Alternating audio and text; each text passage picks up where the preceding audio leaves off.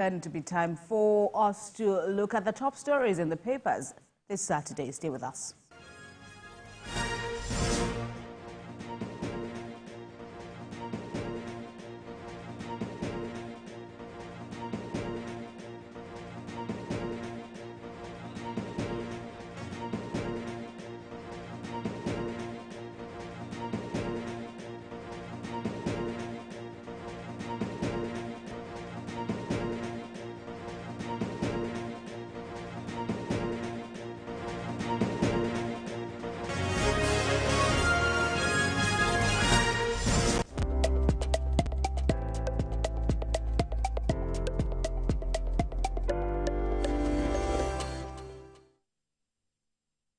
All right, quickly in the paper segment now, let's check out the top stories in the newspapers this Saturday. Looking at The Guardian, which is its lead story says World Press Freedom Day, federal government pledges to provide unfettered access to journalists. In other stories, on contempt proceedings, appeal court grants EFCC's motion for stay of proceedings. EFCC insists on prosecuting former Governor Matawale over an alleged 70 billion naira fraud. Your government is deceitful, workers tell Tinubu amidst the wage increment drama. And FG sets to increase gas supply to domestic market with 3 projects ready for commissioning, says presidency. Of course, the Nation newspaper says here, petrol scarcity, how 7 trapped vessels are prolonging crisis. Supply situation to improve next week, says marketers. Militaries pay 800 naira and above for litre of PMS. Mobil Shell, others get conditions for divesting 26 oil blocks. Anxiety over plots to violate court restraining Adeleke from Ire King coronation. Tension as monarch miners spoil for war in Ogun State. NERC unbundles TCN, sets up independent system operator. Tinubu to unveil 3 critical gas infrastructure projects. Of course, that's it in the Nation newspaper this morning.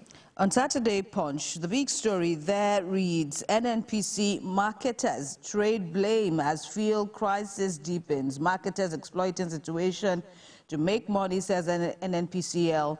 But the independent petroleum marketers fire back, saying we cannot supply what we do not have. On a personal level, Trigger Happy Cop throws pregnant wife, aged parents into mourning, killing breadwinner Jocelyn for petrol. That's a human angle story there. FIJ reporter detained on IG's order spent 3rd night in detention. And Shuaibu, former deputy governor in Edo, says how I was begged to be Obaseki's deputy. Donyo Kukwe says overeating cost my excess weight. And don't trade in crypto, OPay, PalmPay, and others warn customers. The Nigerian News Direct says power transmission. TCN unbundled as federal government orders registration of new independent system operator. Nigerians enjoying improved power supply, says presidential aid. As federal government installs more substations in Lagos, Kebbi to boost power supply. Divestment. Companies urge NUPRC to grant ministerial consent without conditions. Staff shortage. Association issues 14-day ultimatum to Governor Makinde to recruit more nurses. 2024 is for expansion, higher dividends for our shareholders, says Transcorp Hotels MD. Customs FX rate hiked to 1,441 naira to $1. Shell, Oyo State partner to deliver over 60 MSCF of gas. Somolo targets completion of 253 new road projects before end of tenure. Daily Trust says, as eminent northerners write to the president saying reject bid to site U.S.-French bases in Nigeria.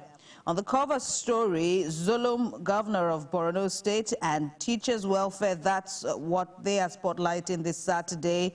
Teachers say 8,000 can't even pay our transport. We urge government not to sack a single teacher.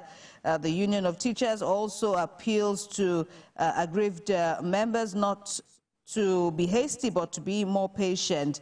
And as the world marks the World Press Freedom Day, Minister in the Tinubu government is quoted as saying no journalists incarcerated under this administration. NERC unbundles TCN, measles kills 42 in Adamawa, and there's also another spotlight on what is called the the unending rivalry between entertainers Wizkid and Davido. Well, Salient Times says, banditry now business venture for some security of government officials, says rather, why Nollywood actresses make the best wives?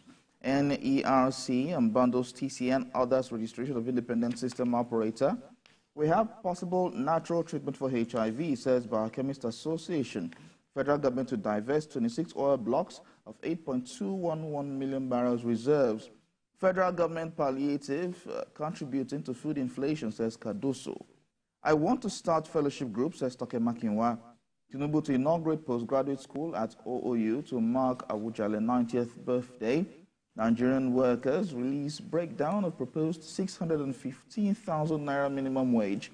Oriki Energy sets to empower 100 Ogun entrepreneurs with solar energy.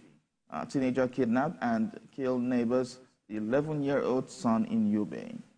And finally is the Saturday Vanguard leading its lead story that says is captioned graft, how 58 ex-governors allegedly looted 2.187 trillion naira.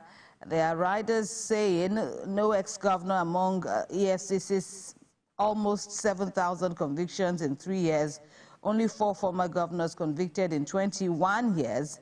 How Nigeria produced 170 governors in 25 years. A lot of statistics there. Check out the details there. On Yaya Bello EFCC saga, appeal court orders stay of execution in contempt case against the anti-graft agency's chairman. Edo State, Obaseki swears in 5 new judges, lists achievement in the judiciary.